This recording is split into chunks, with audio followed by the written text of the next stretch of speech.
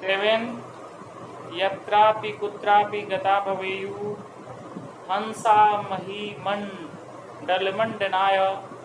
हानिस्तु तेषां हि शरोवराणां येषां मरालय सह विप्रयोगा। यत्र जोड़ अपि यत्रापि, कुत्र जोड़ अपि कुत्रापि, हानि जोड़ तु हानिस्तु विसर्जन दिया यहाँ पर। येषां मरालय सह विप्रयोग, मरालय सह अर्थात हंसय सह, हंसों के साथ। श्लोक का अन्वय हुआ हंसा मही मंडल मंडनाय यत्र अपि कुत्र अपि गता भवेयु। हंस पृथ्वी की शोभा बढ़ाने के लिए, भूमंडल या पृथ्वी की शोभा बढ़ाने के लिए यत्र अपि कुत्र अपि गता भवेयु, अपनी इच्छा के अनुसार कहीं भी जा सकते हैं, कहीं भी चले जाएं। हानि तो तेषाम सरोवराणाम, हानि तो उन सरोवरों की होती है, येषाम जिनका मरालय से अर्थात हंसों के साथ विप्रयोग अर्थात अलगाव हो जाता है। जब जिस सरोवरों से हंस अलग हो जाते हैं उस सरोवरों की हानि होती है, हंसों की हानि नहीं होती है, क्योंकि हंस तो अपनी इच्छा अनुसार कहीं भी जा सकते हैं। इस माध्यम से यहाँ यह बताया गया है कि जिस प्रकार हंस रहते हैं तो उस सरोवर की शोभा बढ़ती है, हंस चले जाते हैं तो वहाँ की शोभा नहीं रहती है। उसी प्रकार अगर पूजनीय व्यक्ति, सम्मानीय व्यक्ति, श्रेष्ठ विद्वान व्यक्ति कहीं समाज में रहते हैं, किसी स्थान पर रहते हैं तो वहाँ का शोभा बढ़ता है। अगर वहाँ से वे कहीं बाहर चले जाते हैं तो उस जगह का, उस समाज का सम्मान कम हो जाता है, उस व्यक्ति का सम्मान कम नहीं होता है। जैसे कि हंसों का सम्मान कम नहीं होता है, उस सरोवर का सम्मान कम होता है। अगर इसमें क्वेश्चन पूछा जाए, अस्मिन् श्लोके हंसय इत्यर्थे, इस श्लोक में हंस इस अर्थ में कौन शब्द प्रयोग हुआ है, तो इसका उत्तर क्या लिखेंगे? हंसय इत्यर्थे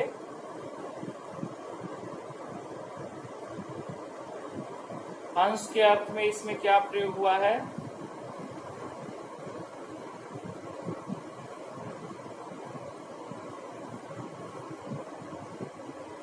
हंस के अर्थ में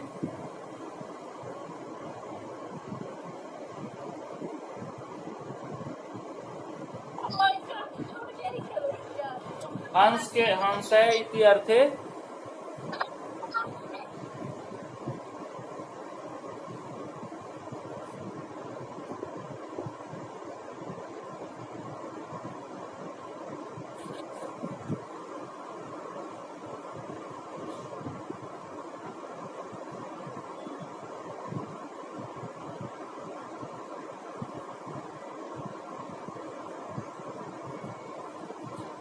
हंस के अर्थ में कौन सा प्रयोग हुआ है?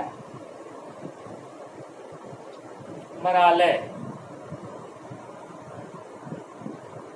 8वां नंबर श्लोक है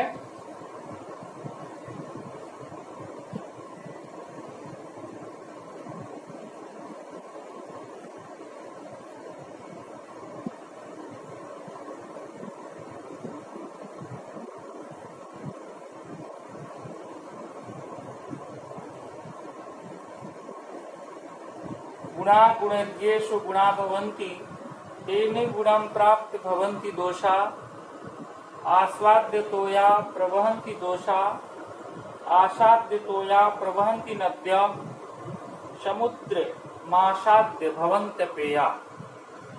यहाँ पर आसाद्य तोया, तोया का मतलब जल, तोय शब्द का मतलब जल होता है। नद्य नदी का बहुवचन रूप हुआ।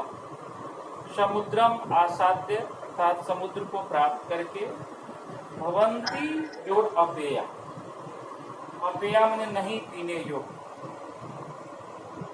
इस श्लोक में जब हम अन्वय देखते हैं तो इस प्रकार होता है, गुणा गुणज्ञेषु गुणा भवन्ति। गुण गुणवानों के पास रहने पर ही वो गुण के रूप में बना हुआ रहता है। गुणा गुणज्ञेषु गुणा भवन्ति। गुण गुणवानों के पास रहने पर ही गुण बना हुआ रहता है। ते निर्गुणम प्राप्य, वे गुणहीन को प्राप्त करके दोषा भवन्ति, दोष के रूप में बदल जाता है। आसाद्य तोया नद्या प्रवहन्ति, स्वादिष्ट जल वाली नदियां बह रही थी। आसाद्य तोया, स्वादिष्ट जल वाली नद्या, ये नद्या शब्द का विशेषण हो गया। आसाद्य तोया, स्वादिष्ट जल वाली नदियां बह रही हैं। समुद्रम आसाद्य, और वो समुद्र को, आसाद्य का क्या मतलब होगा? आसाद्य का मतलब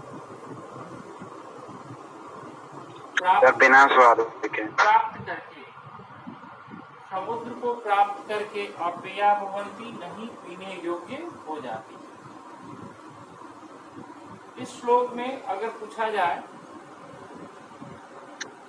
भवन्ति इति क्रियायां कर्तृ पदम किमस्ति, प्रथम वाक्य भवन्ति क्रिया है, उसका कर्ता क्या है?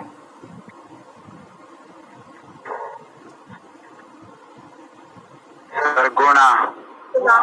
ठीक है। प्राप्त इति पदे क प्रत्यय अस्ति, प्राप्त पद को ले प्रत्यय, धातु का अस्ति,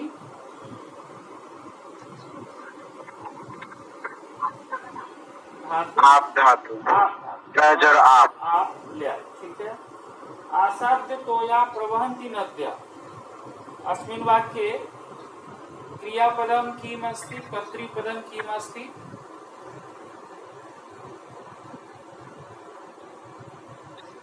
सर फिर से रिपीट करिए। प्रवहन्ति नद्या, आसाद्य तोया प्रवहन्ति नद्या, अस्मिन् वाक्ये कर्तृपदम किमस्ति, क्रियापदम किमस्ति?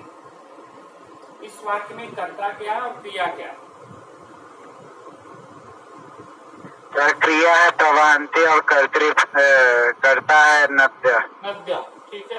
प्रवहन्ति कर्तृपदम अस्ति, क्रियापदम अस्ति, नद्या कर्तृपदम अस्ति। समुद्रे आसाद्य भवन्ति अपेया, समुद्र को आसाद्य का मतलब आसाद्य लेप प्रत्यय, प्राप्त के अर्थ में ये प्रयोग हुआ। प्राप्त जिस अर्थ में प्रयोग हुआ उसी के अर्थ में यहाँ पर समानार्थक शब्द आसाद्य प्राप्त हुआ।